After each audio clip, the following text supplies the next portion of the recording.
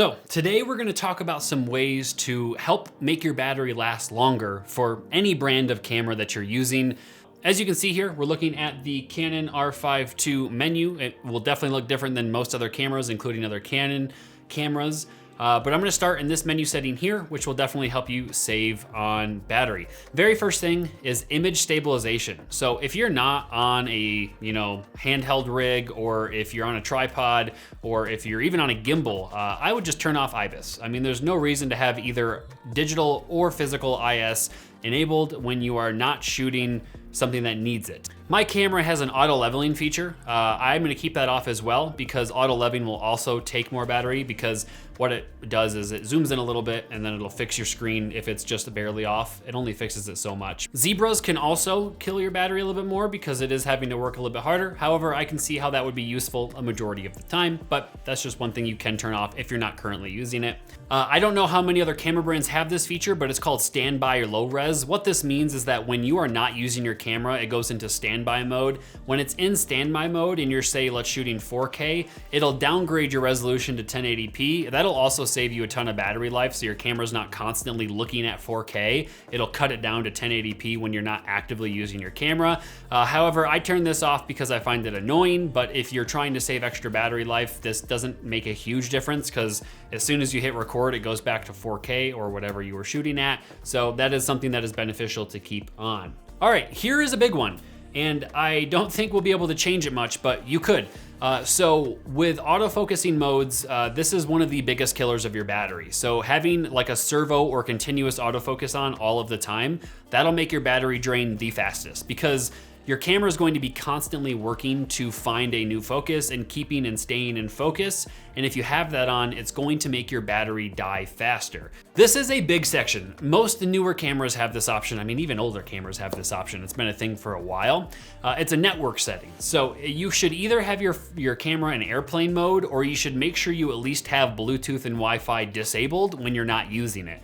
There is literally no reason to enable Bluetooth and Wi-Fi if you are not currently using it. This is hit or miss. It's GPS. So what that does is, newer cameras have a GPS function, so it knows where you took that photo and it can save GPS data. And having that turned off can be kind of a downside for some people. Sometimes you want to know where you took a photo, or have some sort of GPS data for that. I keep mine on, but you can definitely turn yours off, and that'll save you even more battery life if you don't really ever think you'll need to use that. And if you do find a time, you can go ahead and just turn it on. Next, you have your screen brightness. I mean, the brighter you have your screen, the easier it is to see your photos and videos you're taking, but it'll also kill your battery much faster. And then same thing goes for your viewfinder. Your viewfinder is a little bit different because it doesn't take as much power, but still make sure it's optimized for what you want and not for your battery usage. But if you want to save battery, or you are on your last battery and you need to make it last, then you could do something like that. And then in my camera specifically, I know other cameras have this option as well. Mine's called screen viewfinder display. So what this is basically it'll automatically switch screens, whichever one I'm looking at. You can have them both always on. You can have only one on ever. You can have them auto switch, at least in Canon. So what that means is, if I were to go and look through my viewfinder, it'll actually turn my screen off for multiple reasons. One, because if I'm looking through the viewfinder, I don't need to see through the actual screen. And two, I don't want my nose or other facial features to bump settings on my screen and change something that I am shooting with. So I like to have mine on auto switch, because then it turns off the screen or the viewfinder when one's being used. The next, but probably the most important way to save on battery that does not require you to change settings you need to shoot with, and arguably probably one of the best settings you can change to save battery in general, is your power saving options. In Canon, it's called power saving. In other brands, it might be called something different. But basically what this is how long your screen and other things will be on for until it turns off. So on Canon, on my R6 II, I actually have 4 options, and my R5 only had 3. So you may have different options depending on what your camera is. So mine is a screen dimmer. So what this does is it dims the screen to about half brightness when I'm not using it after 20 seconds. I can change that to whenever I want it to be, or I can disable it. But screen dimmer is nice because if I say get a shot and then I set my camera on my side or something for a minute, I don't need my screen to be on full blast for the whole minute or two before it turns off.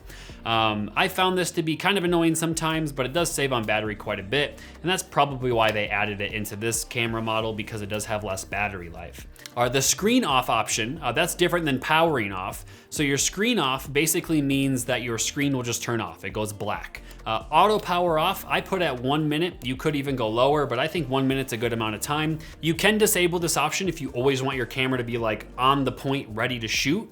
However, I haven't really found too many times where I missed a shot or missed a moment or anything because it was off. It doesn't literally turn off to where you have to hit the on button. It basically goes in like a standby mode where it's still on, but it shuts down a lot of the main features that use a lot of your battery, and that can save you a lot of battery life. And then lastly, you have your viewfinder. If you're not really using your viewfinder for video ever or very rarely, you can turn this to be a very short amount of time, because that's going to make the most amount of sense because you're obviously not using it often. But otherwise, that is the power saving modes I would recommend looking at. And that's kind of everything that I could find in my settings that I could think of that would save you battery on your camera. So change some of these settings, play around with them, find which ones are a priority to you and ones that you don't want to change. And that should save you quite a bit of battery when you are shooting, to make sure you're not swapping them out every 10 minutes if you're a Sony user, or every few hours as a Canon user. So that's really it for this video. And let me know if you have any questions down below for all of that. And I'll see you guys in the next one.